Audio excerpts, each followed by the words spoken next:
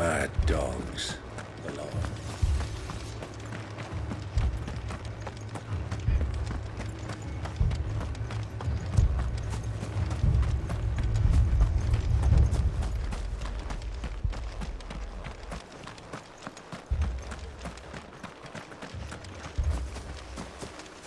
Fiends try to climb the walls here, too. Get me back out there. Founder knows where they're gonna show their ugly faces next.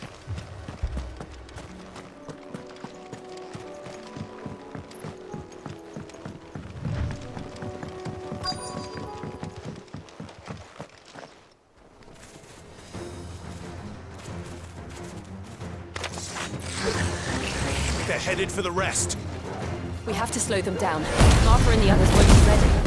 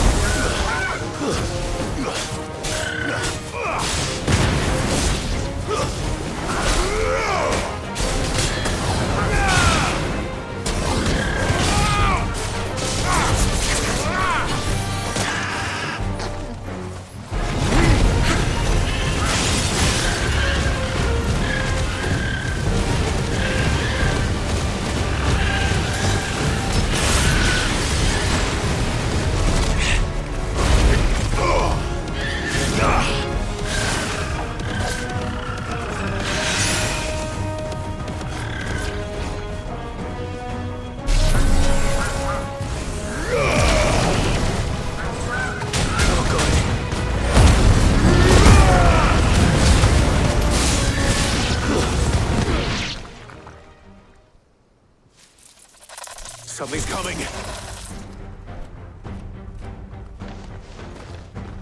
Apologies, my lord. Did I miss anything? Only the first round, so wait. Shall we?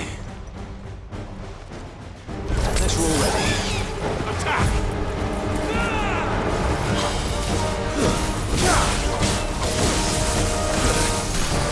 Nice try.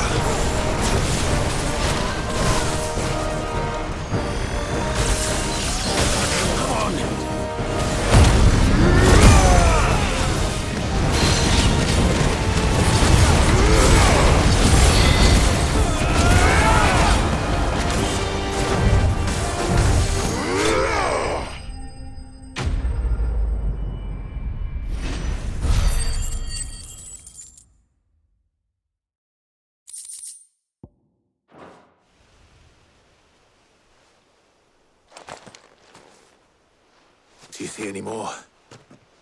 No. I think that was the last of them. But it won't be long before the next lot arrive. Then we make for Martha's while we can.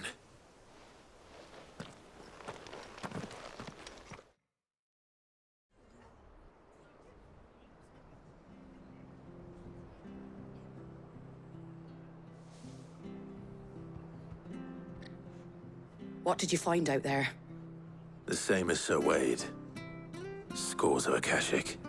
Well, wherever they came from, they're gone now. Our lookouts say the lowlands are clear. Hopefully we'll have enough time to lick our wounds. How many of your men were injured? A damn sight less than if you hadn't turned up.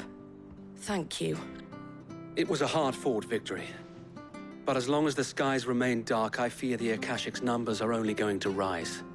It's not a matter of if the Horde will be back, but when. And whether that's sooner or later, we'll need to be ready. The inn here affords a good view of the land, and is easily defendable. I'd like to make this one of our outposts. What do you say, Martha? You'd have more men to guard the rest. Well, when you put it like that, of course they can stay.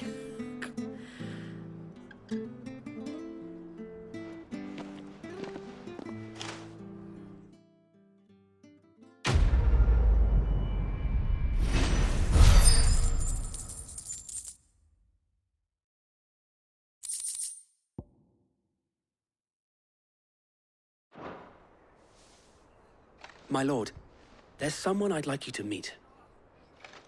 Oscar, over here.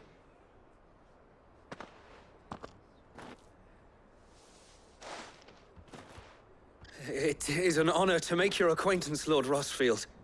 I am Oscar. Oscar of House Murdoch. Murdoch? I wasn't aware the Lord Commander had children. Oh, he didn't. But his brother, my father, did.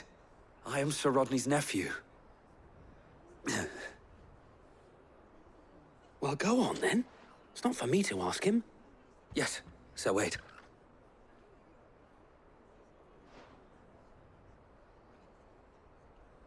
If it please you, my Lord Marquis, might you take me as your squire? I would learn the duties of a shield from the finest. I'm sorry to disappoint you, Oscar. But I'm a shield no longer. Nor was I ever the finest. And spending time in the company of an outlaw hardly seems a fitting education for one aspiring to take his oaths. My Aunt Hannah once told me that a man is not defined by his title, but what he does in its name. You have accomplished much since taking on the mantle of Cid, winning no little honor in so doing. And I would sooner serve under an honorable outlaw than an unworthy shield.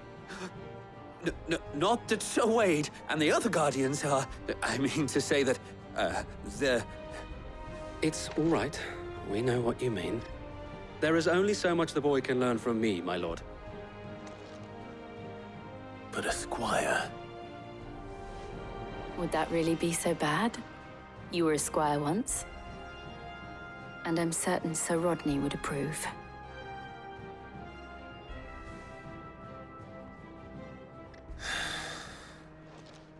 Know that I'll show you as much leniency as your uncle showed me. I would not have it any other way.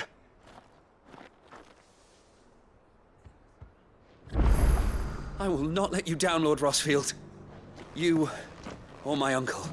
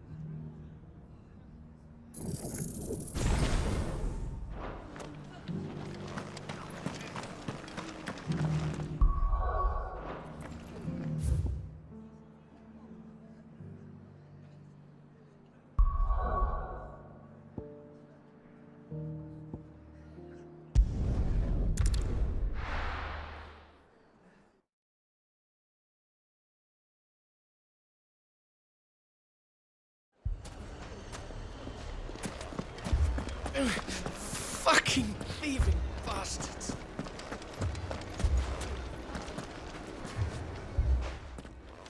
Sid. Your new companion appears much more formidable than your uncle.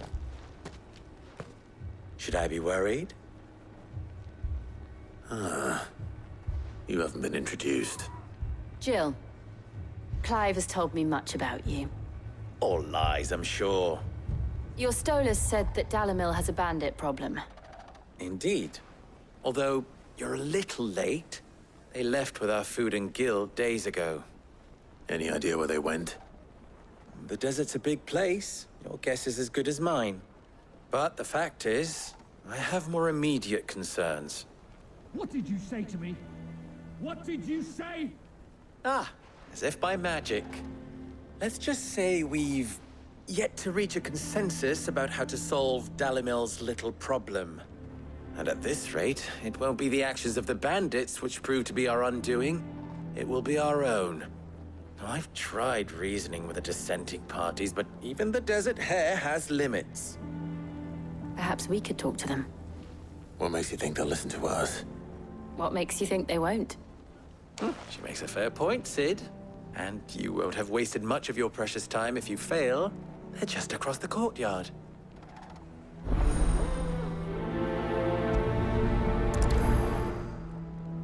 Suppose we just follow the shouting.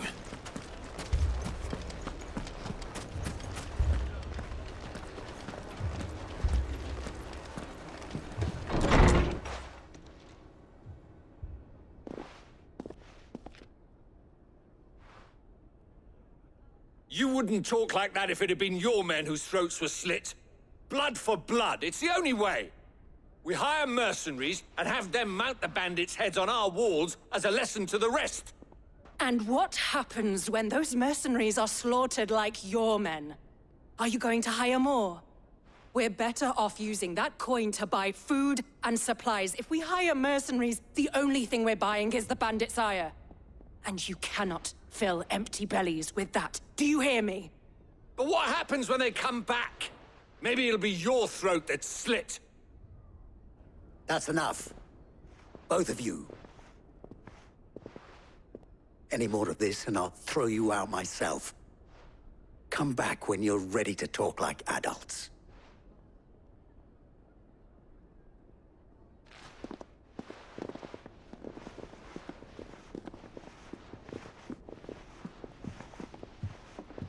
Victor. What's he doing here? Sid. And Lady Jill. What brings you here? I was about to ask you the same thing. Costness is in chaos, and the markets have all but ceased to operate.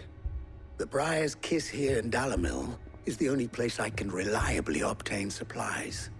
I was here to do just that when Master Lubor told me of his troubles. He thought I might be able to talk some sense into these fools. But if you're here, I suppose his patience must be waning. Who are those people? Those were the thorns in Lubor's side. And the reason this place might be headed the same way as Costness. It's these accursed skies. The darkness is enough to drive a man to madness. Or an entire city, for that matter. We're still working on the skies. But in the meantime, perhaps we can find a solution to Dalamil's problems. I hope so. For all our sakes.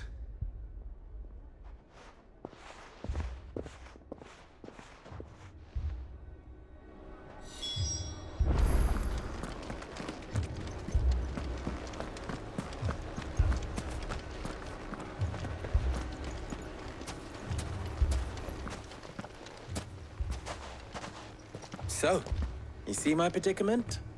What I saw was a room full of people who were angry and afraid. And with good reason by the sound of it. But if left to smolder, that anger and fear could set the entire town alight. My thoughts exactly. What to do? Both sides wish to protect their homes and livelihoods, if only they could agree on how. But as long as they are divided, we are vulnerable. And if there's one thing bandits like, it's an easy target. What would Sid the Outlaw suggest? Well, if it were my namesake, he'd let them choose for themselves, and be on hand to pick up the pieces when it all went wrong. That sounds like a recipe for disaster. A recipe for disaster is precisely what it is. But perhaps that realization would be enough to make them question the ingredients. While it's plain neither Conrad nor Natalie will countenance the other's proposal, it may still be possible to make them doubt their own. Before presenting them with a third option. And that would be? To pool our resources and save the city ourselves. Why fight each other? When all that fear and anger can be directed at the bandits. It appears we have a plan of action.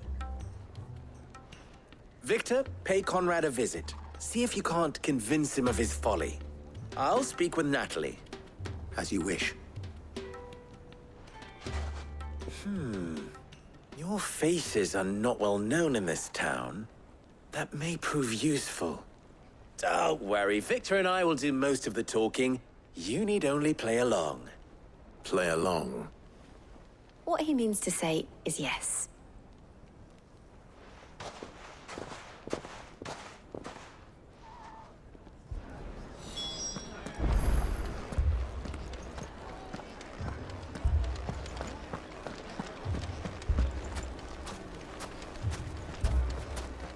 Picture it, Conrad. Your own city guard.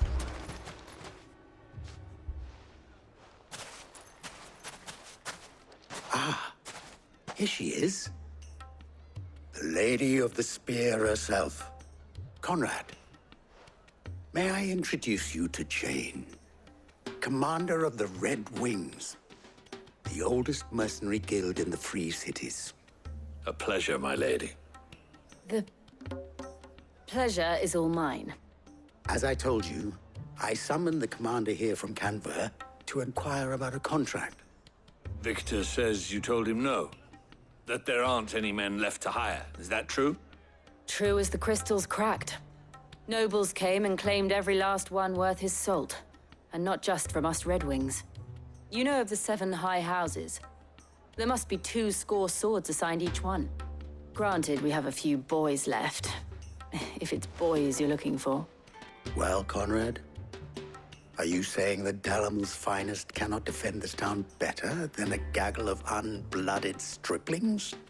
That a band of beardless youths could better avenge the deaths of your brave men than you yourselves? Absolutely not. We'll show those bastards who they're dealing with.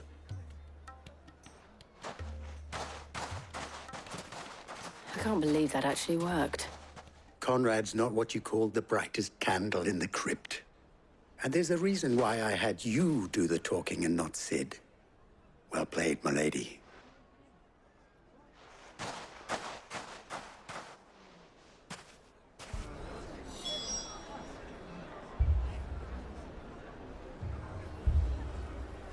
Then let us band together and show these brutes that Dalimil is not to be trifled with.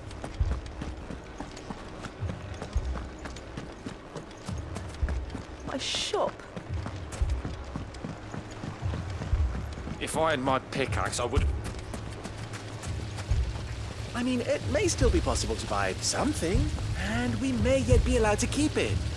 Yes, but Ah, here he is now. Natalie, allow me to introduce Lord Underhill of Randalar's prestigious League of Merchants. Lord Underhill. At your service. Underhill.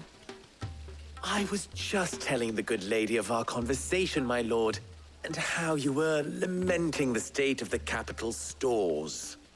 Lubor says that not only are the granaries almost empty, but that war and the Blight mean this season's harvest won't be enough to fill them for winter.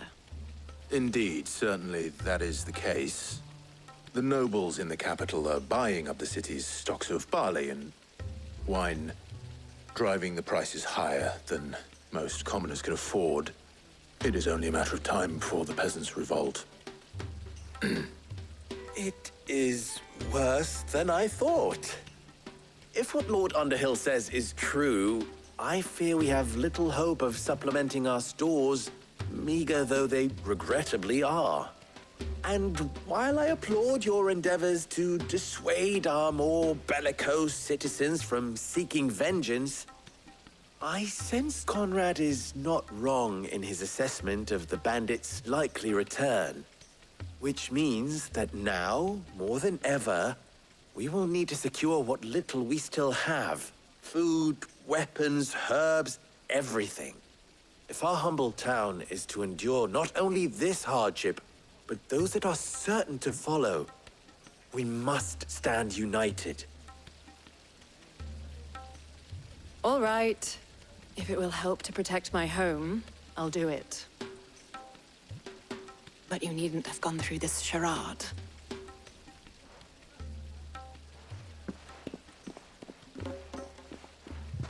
Thank you, Clive. Your performance was nothing if not workmanlike.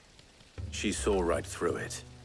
I didn't say it was good, merely that it produced the desired effect. Now, my scouts should be returning shortly. Meet me back at the Briar's Kiss, and we shall see what we face.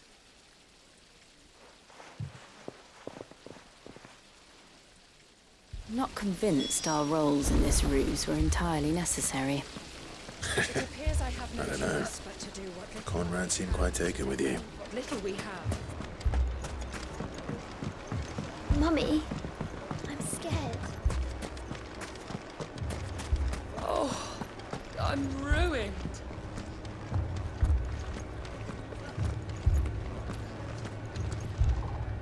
Good news, Sid.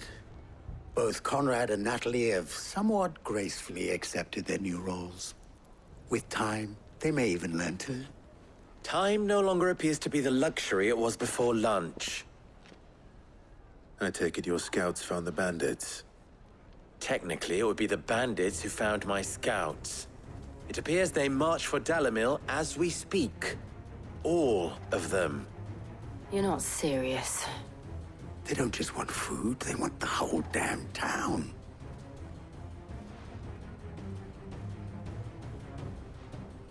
I have a favor to ask. I'm told the bandits march in two groups, one from the south and one from the desert, in a move doubtless intended to stretch our already gossamer-thin defenses. Very well. Jill and I will meet those from the desert. But what of the rest? The rest, my friend, the city shall fight. Together. Mistakes, I concede, are high. But if this does not unite Dalimil, nothing will. That is a lot of faith to put into those who had their hands around each other's throats but a moment ago.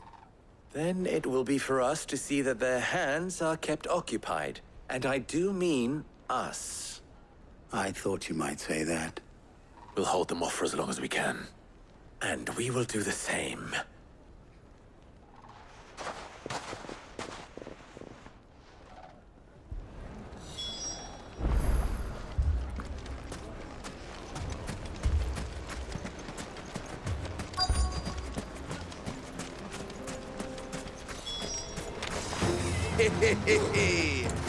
The women folk have come to welcome us.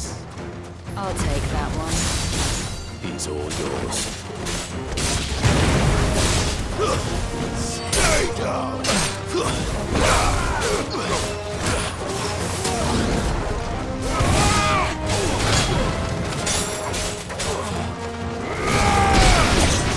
Come on!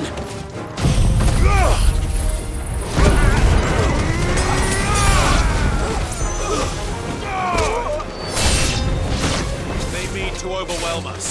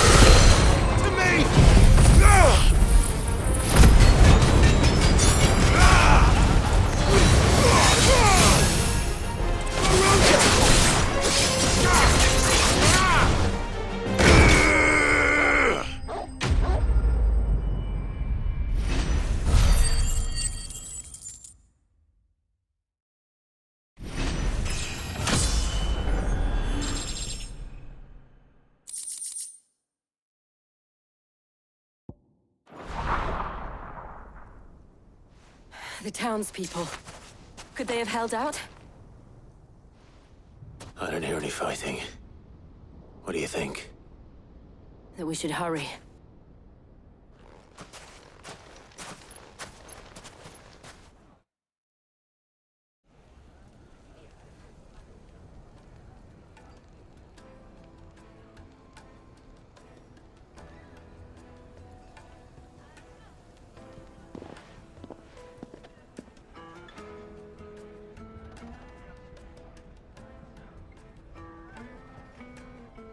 Natalie, I owe you an apology.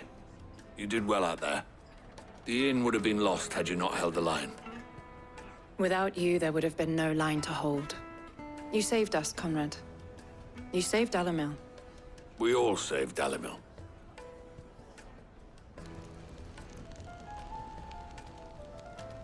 Conrad seems to have had a change of heart. I'd say they both have. I take it from your presence that our visitors from the desert won't be joining us either. Pity. The plan worked, Sid. Granted, it only took an army of bloodthirsty bandits at our gate. Calm now, Victor. Why quibble over the details? We are united, and that is all that matters. As for you, Sid, you fight considerably better than you act. I'll take that as a compliment.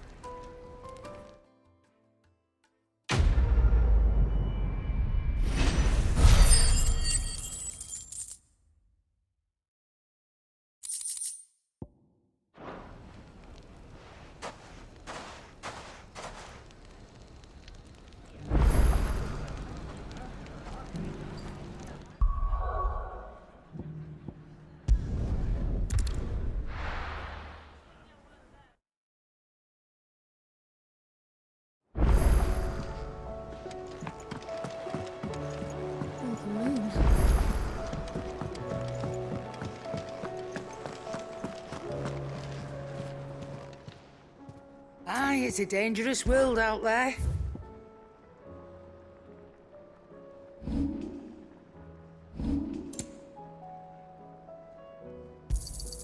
It'd better all be here.